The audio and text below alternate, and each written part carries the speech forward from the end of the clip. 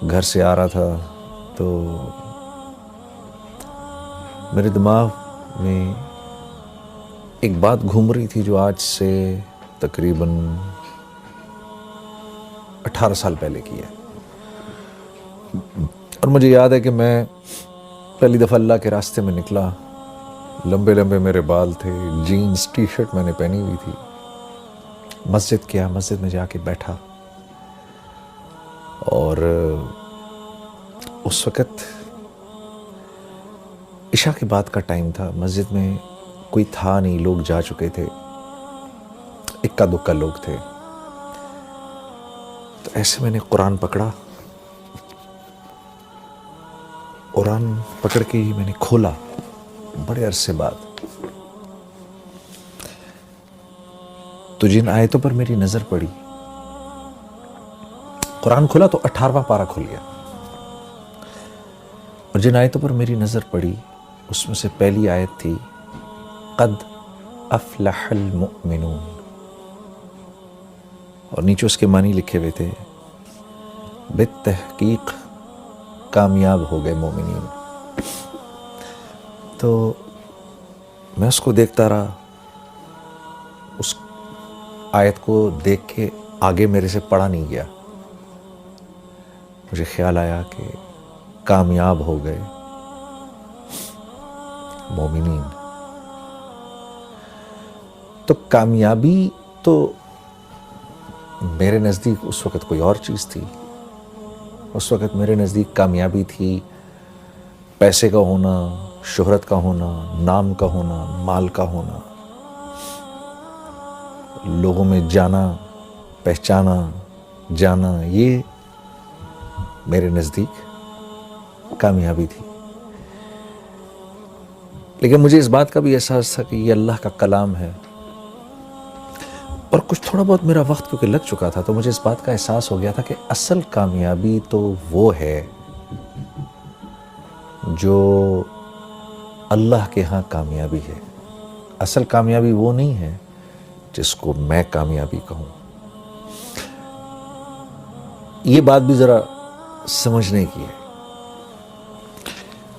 اللہ جس کو کہے وہ کامیاب ہے، اس کی کیا وجہ ہے؟ اس کی وجہ ایسے سمجھاتے ہیں علماء کرام، یہ اتنی کائنات ہے نا جو ہمیں آپ کو نظر آتی ہے، یہ ساری کی ساری اللہ نے انسان کے لیے بنائی ہے، اور انسان کو اللہ نے اپنے لیے بنایا ہے۔ اب اس کائنات میں جو چیز میری ضرورت کی ہے وہ میرے لیے جتنی ضروری ہے نا، اس کی اتنی ہی اونچی قیمت ہے۔ اگر گاڑی انسان کی ضروریات کو پورا کرتی ہے تو اس گاڑی کی قیمت ہے، اور وہ قیمت کس نے لگائی ہے؟ انسانوں نے۔ کیوں؟ کیونکہ گاڑی انسان کی ضروریات کو پورا کرنے کے لیے ہے، انسان گاڑی کے لیے نہیں بنایا گیا، گاڑی انسان کے لیے بنائی گئی ہے۔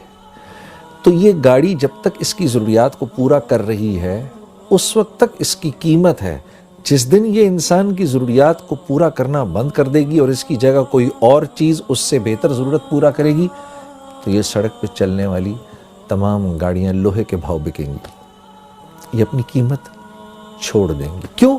اب انسان کے ہیں ان کی کوئی قیمت نہیں۔ تو یہ جتنی کائنات ہے اس کی ہر چیز کو اللہ نے انسان کے لیے بنایا ہے، پھل، سبزیاں،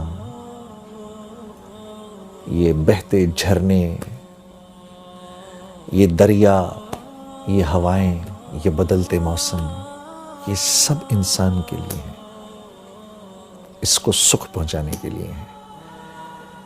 اور اس کائنات میں جو کچھ ہے وہ جتنی انسان کی ضرورت کو پورا کر رہا ہے اتنا ہی قیمتی ہے، اور جو انسان کی ضرورت کو پورا نہیں کر رہا وہ اتنا ہی بے قیمت ہے۔ کیوں؟ کائنات انسان کے لیے بنی ہے۔ اسی طرح کیونکہ انسان اللہ کے لیے بنا ہے تو انسان کی قیمت بھی اللہ ہی لگاتے ہیں، انسان خود اپنی قیمت نہیں لگا سکتا۔